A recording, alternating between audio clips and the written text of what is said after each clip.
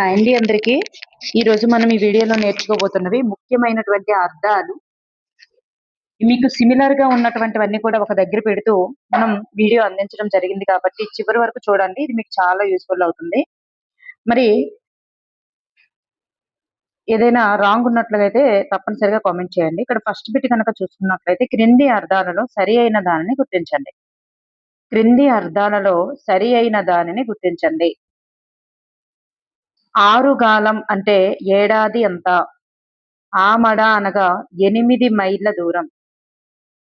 మైలు అంటే 1.6 కిలోమీటర్లు. సో ఇక్కడ మనకి రైట్ ఆన్సర్స్ పైవన్నీ కూడా రైట్ ఆన్సర్స్ ఏనండి. పైవన్నీ అనేది రైట్ ఆన్సర్. ఈ క్రింది వానిలో తువ్వాలు అనేటటువంటి అర్థం వచ్చే పదం ఏది? తువ్వాలు అంటే ఒక్కొక్క క్లాసులో ఒక్కొక్కటి ఇవ్వడం జరిగింది. అందువల్ల అన్ని క్లాసుల్లో ఉన్నవన్నీ కూడా మనం ఒక దగ్గర సెట్ చేస్తూ అందించడం జరుగుతుంది. తువ్వాలు అనే అర్థం వచ్చే పదం అంగవస్త్రం, కండువ, తుండుగుడ్డ. అంటే ఒక్కొక్క టెక్స్ట్ బుక్ లో ఒక్కొక్కలా ఇచ్చారు, ఒక్కొక్క క్లాస్ లో ఒక్కొక్కలా ఇచ్చారు. అంగవస్త్రం అన్నా, కండువ అన్నా, తుండుగుడ్డ అన్నా ఆన్సర్ తువ్వాలు. నెక్స్ట్ వన్, పంది అనే అర్థాన్ని ఇచ్చేటటువంటి పదం కానిది ఏది? The right answer is option 4 అనేది కాదు. కిటి అనగా పంది, వరాహం అనగా పంది, సూకరం అనగా పంది, ద్వీపం అంటే ఏనుగు. పంది అయితే కాదు. మచ్చలేని చెడు గుణాలు లేనట్టి. మచ్చలేని చెడు గుణాలు లేనట్టి అనే అర్థాన్ని ఇచ్చేటటువంటి పదం ఏది? మచ్చలేని చెడు గుణాలు లేనట్టి అనే అర్థాన్ని ఇచ్చే పదం ఏది? The right answer is Akalanka. అకలంక అనగా మచ్చలేని చెడు గుణాలు లేనట్టి అనే అర్థం. మరి లంక అనగా అర్థం ఏమిటి? లంక అంటే అర్థం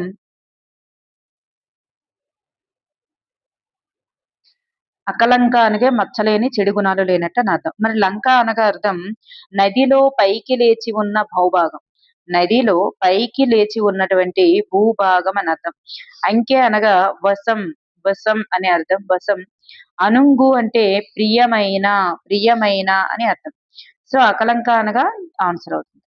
నెక్స్ట్ వన్, నదిలో పైకి లేచి ఉన్నటువంటి భూభాగం అనే అర్థాన్ని ఇచ్చేటటువంటి పదం ఏది?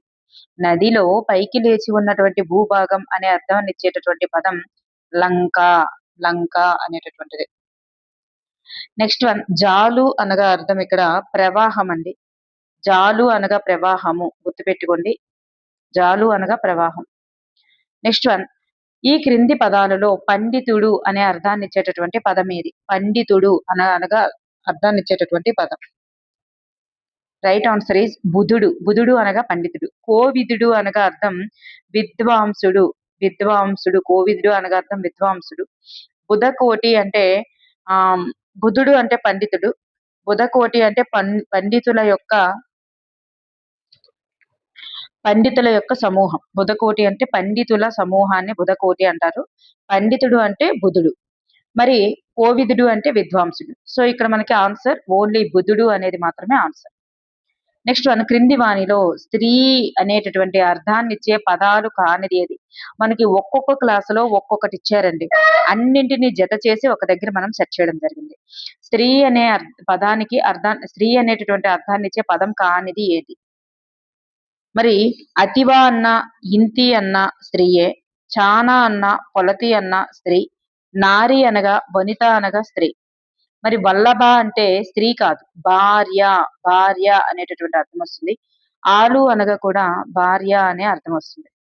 వల్లభ అంటే భార్య అనే విషయం మీరు గుర్తుపెట్టుకోవాలి. అది కూడా మనకి ఒక లెసన్ లో ఇచ్చారు, ఒక క్లాస్ లో ఇచ్చారు. ఆలు అనగా అందరికీ తెలుస్తుంది భార్య అని. మరి అతివ, ఇంతి, పొలతి, చానా, చానా, నారి, వనిత. సో పొలతి, చానా అనేవి స్త్రీ యొక్క పర్యాయ పదాలు లేదా స్త్రీ యొక్క అర్థాలని గుర్తుపెట్టుకోండి. సో ఇక్కడ కానిది ఏదంటే ఆప్షన్ 4 అనేది కాదు. నెక్స్ట్ వన్, సముద్రం అనే అర్థాన్ని ఇచ్చేటటువంటి పదం ఏది? మనకి ఇది కూడా ఒక్కొక్క క్లాస్ లో ఒక్కొక్కటి ఉంది. సముద్రం అనే అర్థాన్ని ఇచ్చేటటువంటి పదం ద రైట్ ఆన్సర్ ఇస్ 5 అన్ని కూడా అవుతుందండి. అంబుది, అబ్ది, జలది, పాతోది, మున్నీరు. అంబుది, అబ్ది, జలది, పాతోది, మున్నీరు ఇవన్నీ కూడా సముద్రం అనే అర్థాన్ని ఇచ్చే పదాలు. క్రింది వానిలో సరి అయినది కాని దానిని గుర్తించండి. సరి అయినది కాని దానిని గుర్తించండి. పరాయణం, పారాయణం, శృత పాండిత్యం, సూనృతం అనేటటువంటి ఉన్నాయి. ఇక్కడ చూస్తే పరాయణం అంటే అభీష్టం. అభీష్టం అంటే అది ఎక్కువ ఎక్కువ ఇష్టం అని అర్థం వస్తుంది అనమాట. పరాయణం అంటే అభీష్టం. పారాయణం అంటే శ్రద్ధగా వినడం. పారాయణం అంటే శ్రద్ధగా వినడం. శృత పాండిత్యం అంటే వినడం ద్వారా నేర్చుకోవడం. వింటున్నారు కదా, శృత పాండిత్యం అంటే వినడం ద్వారా నేర్చుకోవడం. సూనృతం. సూనృతం అంటే సత్యవాక్కు. ఇక్కడ అసత్య వాక్కు అని ఇవ్వబడింది కాబట్టి ఇది సరికాదన్నమాట. సరికాదు. క్రింది వానిలో గిరిజన వాయిద్య పరికరం ఏది? క్రింది వానిలో గిరిజన వాయిద్య పరికరం ఏది? మరి ఇక్కడ చూస్తే ద రైట్ ఆన్సర్ ఈస్ తుడుము. తుడుము అనేటటువంటిది గిరిజన వాయిద్య పరికరం. మరి కంజర ఉంది కదా, ఈ కంజర అనేటటువంటిది ఒక రకమైన వాయిద్యం. కంజర అనేది కూడా ఒక రకమైనటువంటి వాయిద్యం. కానీ గిరిజన వాయిద్య పరికరం అని అంటే మాత్రం తుడుము. తుడుము అనేది గిరిజన వాయిద్య పరికరం. కుదురు అనగా అర్థం పాదు, పాదు, ఆధారం అని ఒక లెసన్, అదే ఒక క్లాస్ లో ఇవ్వబడింది. అదే కుదురు అనే దానికి కుండలు కదలకుండా నిలిపే గుండ్రని అమరిక అని ఇవ్వబడింది. కుండలు కదలకుండా నిలిపేటటువంటి గుండ్రని అమరిక అని కుదురుకి ఇవ్వబడింది. పాదు ఆధారం, కుండలు కదలకుండా నిలిపే ఒక రకమైన గుండ్రని అమరిక అని ఇచ్చారు. కనుసు. కొనసు అంటే ఊరేగింపు అని అర్థం. కనుసు అంటే ఊరేగింపు. రొడ్డ కనుసు అంటే గ్రామ ఊరేగింపు. సో ఇలా ఉందన్నమాట. అలాగే కుదురు ఉంది కదా, అది కానీ కుదిరి అనేటటువంటిది ఒక పదం ఇచ్చారు. కుదిరి అంటే కుదిరింది అంటాం కదా, సో అనుకూలించింది, అమిరింది ఇట్లా అన్నమాట. కుదిరి అంటే అనుకూలించి, అమిరి అనేది పదం వస్తుంది, అర్థాలు వస్తాయి. క్రింది అర్థాలలో సరికాని జత ఏది? సరికానిది ఇక్కడ సంవిధానం అంటే రాజు ఆజ్ఞ అనేది సరికాదు. సంవిధానం అంటే అర్థం రాజ్యాంగం, కాబట్టి రాజ్యాంగం. కుచ్చితము అంటే కపటము. కుచ్చితము అంటే కపటము. బొక్కసం ధనాగారం. ఉడిపి అంటే తొలగించి. ఉడిపి అంటే తొలగించి. నెక్స్ట్ వన్, క్రింది వానిలో వాడుకగా అనే మాట అనే అర్థాన్ని ఇచ్చే పదం ఏది? ఇది జాతీయాల కింద వస్తుందండి. సారీ, ఇది సామెతకి అర్థం అన్నమాట. సామెత అన్న, నానుడి అన్న, వాడుకగా అనే మాట అన్న ఒకటే. వాడుకగా అనే మాట అనే అర్థాన్ని ఇచ్చేటటువంటి పదం ఏది అంటే సామెత. సామెత లేదా నానుడి. క్రింది వానిలో అగ్ని యొక్క అర్థం కానిది ఏది? అగ్ని యొక్క అర్థం కానిది. ఇవి కూడా ఒక్కొక్క క్లాస్ లో ఒక్కొక్కటి ఇచ్చారు.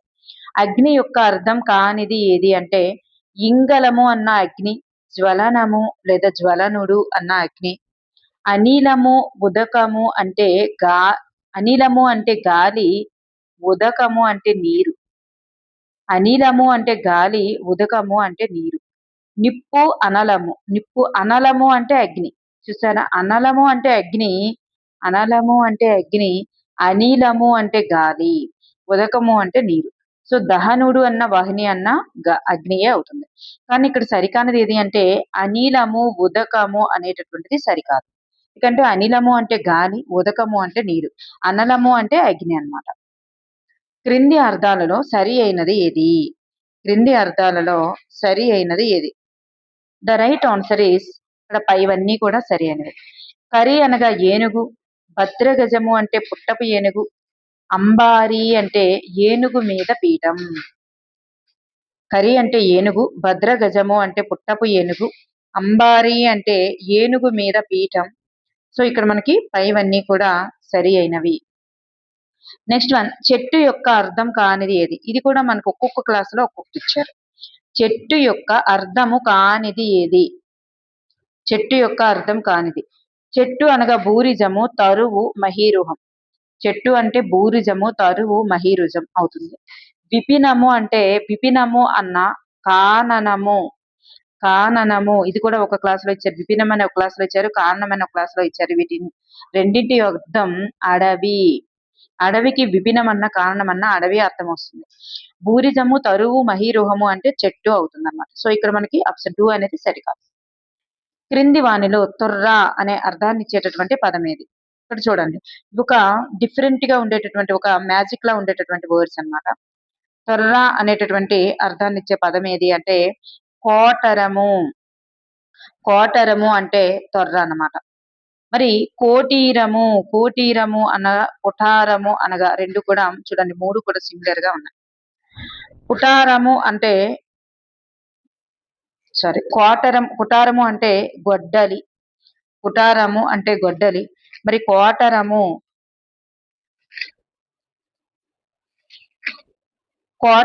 అంటే కిరీటము, కోటరము అంటే కిరీటము, కోటరము అంటే కిరీటము, కుటారం అంటే గొడ్డలి, కోటీరము అంటే కిరీటము, కోటరము అంటే తొర్ర.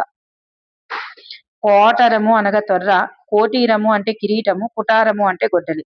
కిటి అంటే ఆల్రెడీ చెప్పుకున్నాం కదా, పంది. కిటి అన్న, సూకరం అన్న, వరాహం అన్న పంది అనే అర్థం వస్తుంది అన్నమాట. కిటి అంటే పంది, కిటి అనగా పంది అనే అర్థం వస్తుంది. సూర్యాత్మజ అని ఏ నదికి పేరు? సూర్యాత్మజ అని ఏ నదికి పేరు? మరి యమునా నదికి సూర్యాత్మజ అని పేరు, 8th క్లాస్ లో ఉంటుంది. మరి గౌతమి నది అనేటటువంటిది గోదావరి నదికి పేరు. గౌతమి నది అనేది గోదావరి నదికి పేరు. ఈ రెండు కూడా 8th క్లాస్ లో ఇవ్వబడింది. గౌతమి నది అంటే గోదావరి నది, యమునా నది అంటే సూర్యాత్మజ, సూర్యాత్మజ అంటే యమునా నది. నెక్స్ట్ వన్, క్రింది అర్థాలలో సరికానిది ఏది? క్రింది అర్థాలలో సరికానిది ఏది? జోధులు అంటే వీరులు, పరాక్రమంతులు. తనరు అంటే కూతురు, తనూభవుడు అంటే కుమారుడు. భాతృజనం అంటే తల్లిదండ్రులు అన్నారు. ఇది రాంగ్ అండి. భాతృజనం అంటే తల్లిదండ్రులు రాంగ్. భాతృజనం అంటే అర్థం అన్నదమ్ములు, భాతృజనం అంటే అర్థం అన్నదమ్ములు, కాబట్టి తల్లిదండ్రులు అనేది రాంగ్ అన్నమాట. సో ఈ మూడు కూడా రైట్ ఆన్సర్. తనరు అంటే కూతురు అని గుర్తుపెట్టుకోండి, తనూభవుడు అంటే కుమారుడు. నెక్స్ట్ వన్, క్రింది అర్థాలలో సరికానిది ఏది? క్రింది అర్థాలలో సరికానిది ఏది? తిన్నె, తిన్నె అంటే దిబ్బ అనేది రాంగ్ ఆన్సర్ అన్నమాట. తిన్నె అంటే దిబ్బ అనేది రాంగ్ ఆన్సర్. తిలలు అంటే నువ్వులు, తిల్లిక అనగా దీపం, తెంపు అంటే సాహసం. తిలలు అంటే నువ్వులు, తిల్లిక అనగా దీపము, తెంపు అంటే సాహసం. మరి తిన్నె అనగా అర్థం అరుగు, అరుగు, వేదిక. తిన్నె అంటే అర్థం అరుగు, వేదిక అనేటటువంటివి రైట్ ఆన్సర్స్ అన్నమాట. నెక్స్ట్ వన్, తబిసి పక్షి, తబిసి పక్కి, తబిసి పక్కి అనగా అర్థం ఏమిటి? లేదా తబిసి పట్టు అని కూడా ఇచ్చారు టెక్స్ట్ బుక్ లో. తబిసి పట్టు, తబిసి పక్కి అనగా అర్థం ఏమిటి అంటే, ద రైట్ ఆన్సర్ ఈజ్ తపస్సు చేసే పక్షి, తపస్సు చేసేటటువంటి పక్షి అని అర్థం. మిక్కిలి స్పష్టంగా వివరించు అనే అర్థంలో వాడే పదం ఏంటి? మిక్కిలి స్పష్టంగా వివరించు అనే అర్థంలో వాడే, ఇది జాతీయాల కింద ఇచ్చే అవకాశం ఉందన్నమాట, ఎందుకంటే ఇది జాతీయం కాబట్టి. కానీ మనకి అర్థాల్లో ఇచ్చారు ఇవి. మిక్కిలి స్పష్టంగా వివరించు అనే అర్థంలో వాడే పదం తేట తెల్లం చేయు, తెల్లం చేయు అని. మరి మిగిలిన వాటికి అర్థం చూద్దాం. తెల్లబోవు అంటే ఊహించని సమాచారంతో ఆశ్చర్యానికి లోనైనప్పుడు. ఊహించలేదు ఆ సమాచారంతో, ఊహించిన సమాచారంతో ఆశ్చర్యానికి లోనైనప్పుడు తెల్లబోవు అనే వర్డ్ వస్తుంది. అది కూడా జాతీయమే. తెగటార్చు, తెగటార్చు అంటే నశింపజేయు, నశింపజేయు అనేటటువంటిది. తెగటార్చు అంటే నశింపజేయు, ఇది కూడా జాతీయమే. ఒడిసి పట్టు, ఒడిసి పట్టు అంటే అర్థం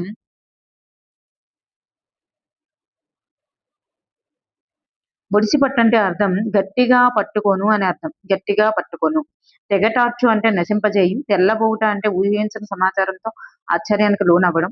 మరి మిక్కిలి స్పష్టంగా వివరించు అంటే తేట తెల్లం చేయు అని అర్థం. నెక్స్ట్ వన్, స్వాంతము అనగా అర్థం ఏమిటి? స్వాంతము అన్న హృదయం, స్వాంతం అంటే హృదయము, దెందం అన్న హృదయమే, యథ అన్న హృదయమే. సో స్వాంతము అంటే అర్థం ఇవన్నీ కూడా అవుతాయి అన్నమాట. హృదయము అనే అర్థం వస్తుంది. స్వాంతము అంటే హృదయము, దెందము అన్న హృదయమే, యథ అన్న హృదయమే. ఒక్కొక్క క్లాస్ లో ఉన్నటువంటివన్నీ కూడా ఒక దగ్గర సెట్ చేస్తాం. ఈ క్రింది అర్థాలలో సరికాని జత ఏది? దివి అనగా స్వర్గం, ధనుజులు, ధనుజులు అంటే దేవతలు అన్నారు, ఇది మనకి రాంగ్. ధనుజులు అంటే రాక్షసులు, ధనుజులు అంటే రాక్షసులు కాబట్టి. దుర్గం అంటే కోట, ధాటి అంటే దాడి అని అర్థం. దుర్గం అంటే కోట, ధాటి అంటే దాడి అని అర్థం. దివి అంటే స్వర్గం, ధనుజులు అంటే రాక్షసులు. సో ఇక్కడ దేవతలు ఉన్నారు కాబట్టి సరికాదు. నెక్స్ట్ వన్, క్రింది అర్థాలలో సరికానిది ఏది? క్రింది అర్థాలలో సరికానిది ఏది? పారదని, జరగదని. పాటు అంటే ఆపద. పాతకం, పాతకం అంటే పాపం, పాతకం అంటే పాపం. కానీ ఇక్కడ ఏమిచ్చారు, పుణ్యం అని ఇచ్చారు కాబట్టి ఇది మనకి సరికాదు. పరవ, పరవ అంటే ప్రవాహం.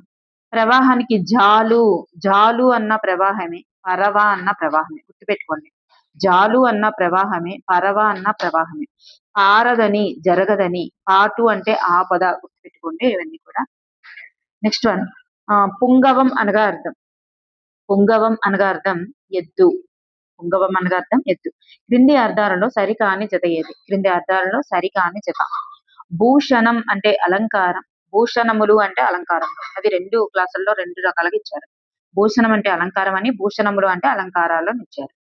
బాహుదర్పం అంటే భుజ బలం. బాహుదర్పం అంటే భుజ బలం.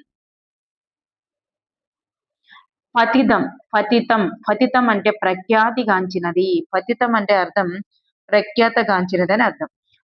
మరి నిర్దేశం అనగా అర్థం మార్గం అయితే కాదు. నిర్దేశం అంటే అర్థం ఆజ్ఞ. నిర్దేశం అంటే అర్థం ఆజ్ఞ. సో ఇక్కడ మనకి ఆప్షన్ 4 అనేటటువంటిది సరే కాదన్నమాట. నెక్స్ట్ వన్, పినాకపాణి అనే అర్థాన్ని ఇచ్చేటటువంటి పదం ఏంటి? పినాకపాణి, పినాకమును పాని ఎందుకు కలవాడు. పినాకపాణి అనేటటువంటి అర్థాన్ని ఇచ్చే పదం శివుడు. శివుడు. చేలము అనగా అర్థం ఏమిటి? చేలము, చేలము అంటే వస్త్రము. బలువ, బలువ అన్న వస్త్రమే. చేలము అన్న అర్థము వస్త్రమే, బలువ అన్న వస్త్రమే. ఇవి కూడా మనకి ఒక్కొక్క క్లాస్ లో ఒక్కొక్కలా వచ్చింది. బలువ అంటే వస్త్రం, చేలము అన్న వస్త్రం. గొడుగు అంటే ఛత్రం, ఛత్రము. వీణ, వీణ అంటే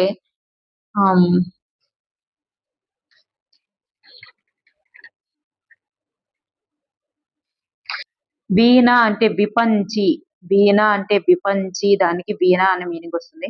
అలా అనే మీనింగ్ వీచి, వీచి అనే దానికి అలా అనే మీనింగ్ వస్తుంది అనమాట.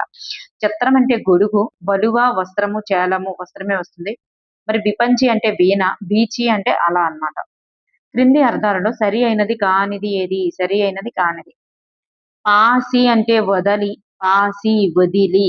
పాపి అంటే పోగొట్టి, పాసి అంటే వదిలి, పాపి అంటే పోగొట్టి, పాపుట అంటే పోగొట్టుట, పాపుట అంటే పోగొట్టుట. పాలము, పాలము అంటే నొసలు. పాము అయితే కాదు కదా. పాలము అంటే నొసలు, పాము అయితే కాదు. సో ఆప్షన్ 4 అనేది సరికాదు. నెక్స్ట్ వన్, క్రింది అర్థాలలో సరి అయినది ఏమిటి? పగిది, పగిది అంటే విధము రీతి. ఇది ఒక క్లాస్ లో ఇచ్చారు. పగిది అంటే విధము రీతి అని. భంగిమ అంటే విధము రీతి అని ఇది ఒక క్లాస్ లో ఇచ్చారు. పగిది అంటే విధము రీతి అని, భంగిమ అంటే విధము రీతి అని, మూలి అంటే తరగతి రీతి, తరగతి రీతి అని ఇది ఒక క్లాస్ లో ఇచ్చారు. సో ఇక్కడ మనకి పైవన్నీ కూడా సరి అయినవి. తనను తాను మర్చిపోవు అనే అర్థాన్ని ఇచ్చేటటువంటి పదం ఏంటి? తనని తాను మర్చిపోవు అనే అర్థాన్ని ఇచ్చే పదం పరవశము, పరవశము.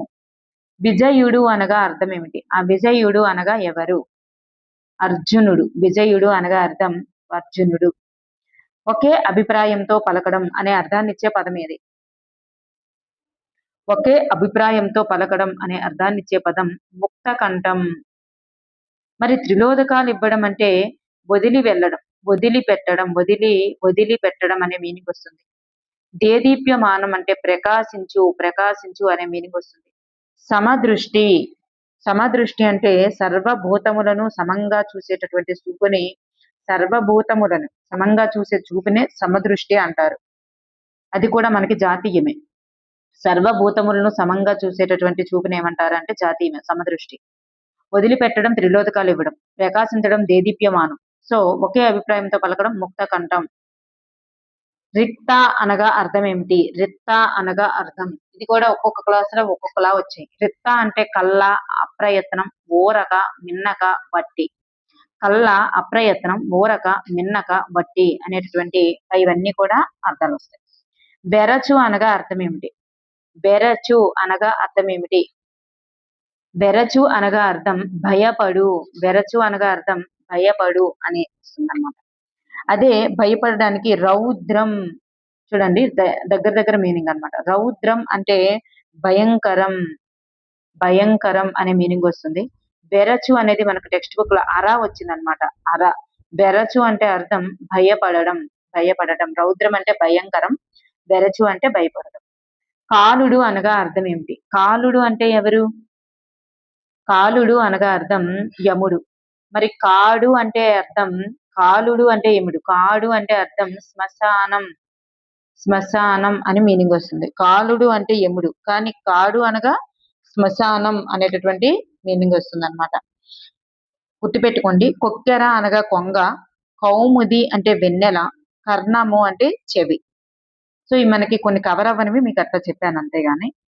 నెక్స్ట్ వన్, ప్రాక్తనం అనగా అర్థం ఏమిటి? ప్రాక్తనం అంటే అర్థం పురాతనం, ప్రాక్తనం అంటే అర్థం పురాతనం, అంటే పూర్వం అనే మీనింగ్ వస్తుంది అనమాట. నెక్స్ట్ సుంబత్, సుంబత్ అనగా అర్థం, సుంబత్ అనగా దేదీప్యమానం, దేదీప్యమానం అనగా ఒకే మీనింగ్ వస్తుంది. దేదీప్యమానం అన్న ప్రకాశించు, సుంబత్ అనగా ప్రకాశించు అనేది మీనింగ్ వస్తుంది అన్నమాట. రెండు కూడా ఒకే మీనింగ్. నెక్స్ట్ వన్, సుసుంప వృక్షం అనగా ఏంటి? సుసుంప వృక్షం అనగా ఇరుగుడు చెట్టు, సుసుంప వృక్షం అనగా ఇరుగుడు చెట్టు. ఈ క్రింది అర్థాలలో సరి అయినది కానిది ఏది? క్రింది అర్థాలలో సరి అయినది కానిది.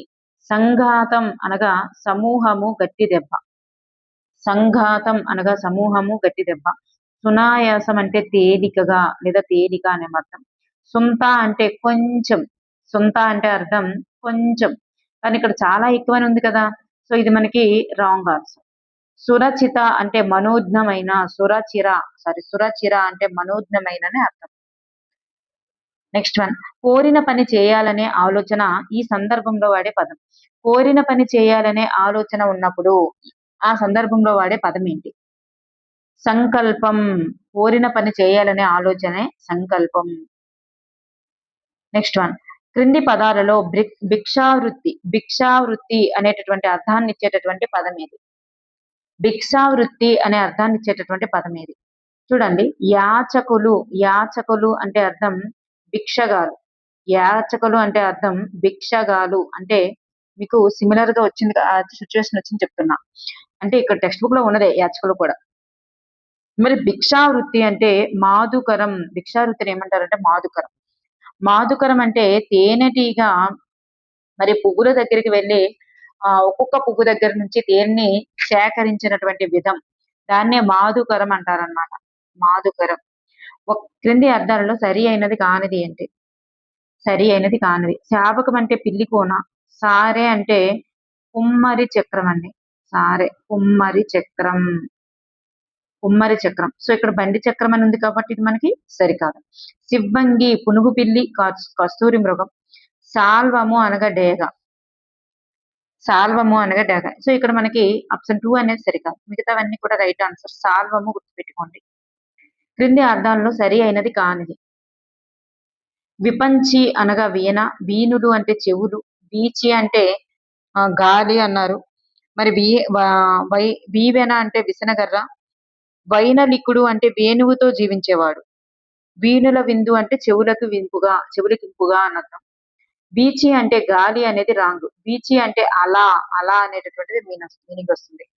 విపంచి వీణ రైట్ ఆన్సర్. వీణులు చెవులు, వీణుల విందు అంటే చెవులకింపుగా, వీవెన అంటే విసనగర్ర, మరి వైనలికుడు అంటే వేణువుతో జీవించేవాడు. వడలు అంటే వాడిపోవు, వడలు అంటే వాడిపోవు అనే మీనింగ్ వస్తుంది, గుర్తుపెట్టుకోండి. వాడిపోవు అనే మీనింగ్ వస్తుంది. నెక్స్ట్ వన్, క్రింది వానిలో మదత్రయం కానిది ఏమిటి? మదత్రయం, మదం అంటే గర్వం, త్రయం అంటే 3 రకాల గర్వం. మా 3 రకాల గర్వాలు ఏంటి అంటే, 3 రకాల గర్వాలకి చెందనిది ఏమిటి? 3 రకాల గర్వాలు విద్యా గర్వం, ధన గర్వం, కుల గర్వం. ఈ మత గర్వం అనేటటువంటిది చెందదు, మత గర్వం అనేది చెందదు. విద్యా గర్వం, ధన గర్వం, కుల గర్వం. క్రింది అర్థాలలో సరి అయినది కానిది ఏది? సరి అయినది కానిది. శర్కర అంటే పంచదార, వెల్లి విరియు అంటే అర్థం మాట్లాడు అన్నారు. మరి శిరోధార్యం అంటే అంగీకార యోగ్యం, సద్య అంటే వెంటనే, మరి ఇక్కడ వెల్లి విరియు అంటే అర్థం మాట్లాడు కాదు. వెల్లి విరియు అంటే అర్థం ప్రవహించు, చూడండి ప్రవహించు అని అర్థం వస్తుంది. అలాగే జాలు అంటే ప్రవాహం అని చెప్పాను ఇందాక, జాలు అన్న, అలాగే పరవ అన్న ప్రవాహం అని చెప్పాను. వెల్లి విరియు అంటే ప్రవహించు, చూడండి గుర్తుపెట్టుకోండి. శిరోధార్యం అంటే అంగీకార యోగ్యం. సద్య అంటే వెంటనే అని అర్థం. ఈ క్రింది వార్తలలో సరికానిది గుర్తించాలి. వదనం ముఖం, వర్ధనం అంటే వృద్ధి పొందేది, వదరు అంటే ఎక్కువగా మాట్లాడు, వదావదులు అంటే ప్రజలు. ఇప్పుడు సరికానిది ఏది అంటే ఆప్షన్ 4 అనేది సరికాదండి. వదావదులు అంటే వక్తలు, ప్రజలు అనేది రాంగ్. మరి వదనం అంటే ముఖం, వర్ధనం అంటే వృద్ధి పొందేది, వదరు అంటే ఎక్కువగా మాట్లాడు అని అర్థం. నెక్స్ట్ మాట్లాడడం. నెక్స్ట్ వన్, క్రింది అర్థాలలో సరి అయినది ఏది? సరి అయినది. పరవశం అంటే తనను తాను మర్చిపోవడం. పదానం, పదానం అంటే అర్థం ఇచ్చుట. పదానం అంటే అర్థం ఇచ్చుట. పాలము అంటే నొసలు. పాలము అంటే నొసలు. సో ఇక్కడ ఇవన్నీ కూడా సరి అయినవి. కర్మభూమి అనగా అర్థం ఏమిటి? కర్మభూమి అనగా అర్థం మానవలోకం. కర్మభూమి అంటే అర్థం మానవలోకం. ఓకే అండి, థ్యాంక్ యూ ఫర్ ఎవరీవన్.